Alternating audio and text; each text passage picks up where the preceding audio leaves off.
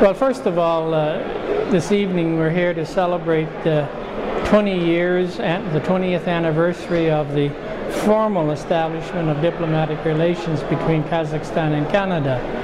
And when one reflects upon the relation between two sovereign states, it's very, very helpful sometimes to examine some of the dynamics that are involved, and also some of the institutional relationships. So, for example, there is the relationship at the commercial level, trade. Two sovereign states, the entrepreneurs in each are interested in trading goods and services with each other.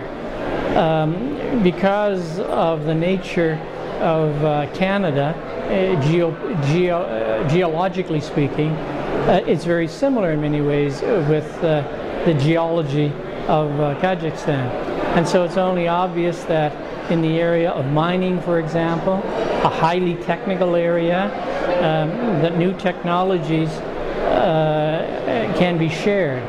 And we as Canadians are very pleased to see that Canadian mining industries and those in the energy area, in oil and gas, etc., collaborate, because in the world of today, where there's such a high demand for these kinds of resources, we are not in competition, but rather should be collaborating to have the available to the entire global community these resources. Those countries that are blessed, like Kazakhstan and Canada, with an abundance of resources, have a certain responsibility to the global community to share those resources. Another field of commonality on the natural resources side, of course, is in the area of uranium. And Kazakhstan and Canada share a lot of the same technology with uranium enrichment, etc. But equally, and this is very important, that our two countries share the fundamental value that deals with the misuse of that terribly important resource.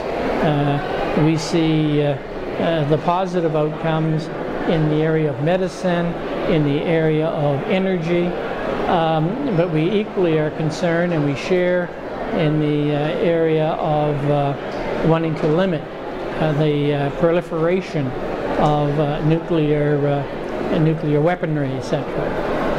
On the state-to-state relationship, we in Canada, here in Ottawa today, are particularly pleased with the high level of professionalism that the new ambassador brings to Canada, and we thank the government of Kazakhstan for identifying such an experienced ambassador to be part of the diplomatic corps. And as I said a few moments ago in addressing the gathering, that Constantine has hit the ground running, and he has been very wise to understand that Canada is a confederation.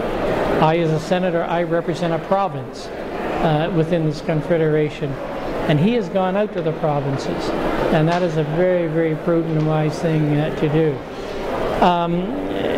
We in the Parliament of Canada are engaged in what I call parliamentary diplomacy, which is different than from the diplomacy of the executive branch that governments engage in. And so the Minister of Foreign Affairs of Canada, he interacts with the Minister of Foreign Affairs of Kazakhstan, and all the diplomats interface really as representatives of government to government.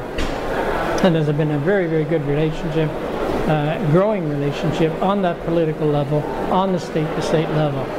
I'm anxious to encourage more interparliamentary contact between the legislators in Kazakhstan and the legislators in Canada. And as I mentioned, I'm very hopeful because Canada will be hosting in October of this year the Interparliamentary Union, to which the legislature of Kazakhstan belongs as a distinguished member, that we are looking forward to welcoming a good delegation from Kazakhstan who will come to Canada, not only interact with Canadian parliamentarians, but indeed our colleagues from the global community. What are you expecting for this coming meeting of the parliaments?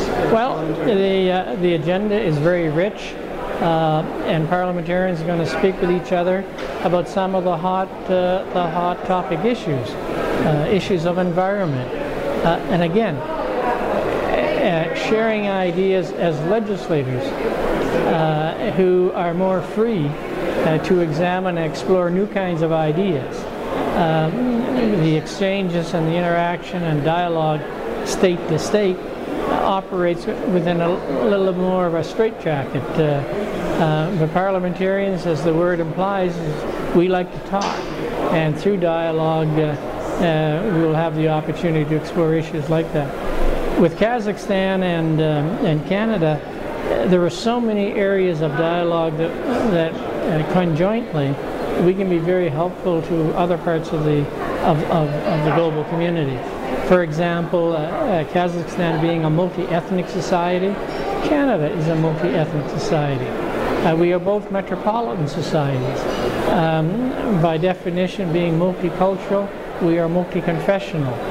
And so more and more this issue of interfaith and interethnic dialogue, the dialogue of civilizations, as some have called it, has become more and more an important part of the interstate agenda. So I was pleased to hear the Canadian Minister Kid Menzies raise that and salute Kazakhstan, who deals with those kinds of dynamics which we in Canada deal with. Would you like to visit Kazakhstan personally? Well, I received a very kind invitation from His Excellency, and we're looking, it's all a question of agenda and scheduling. I would like very, very much to visit your beautiful country, and more importantly, to enter into discussions with my counterparts, the parliamentarians and the President of the Assembly in particular. Thank you very much. You're very welcome.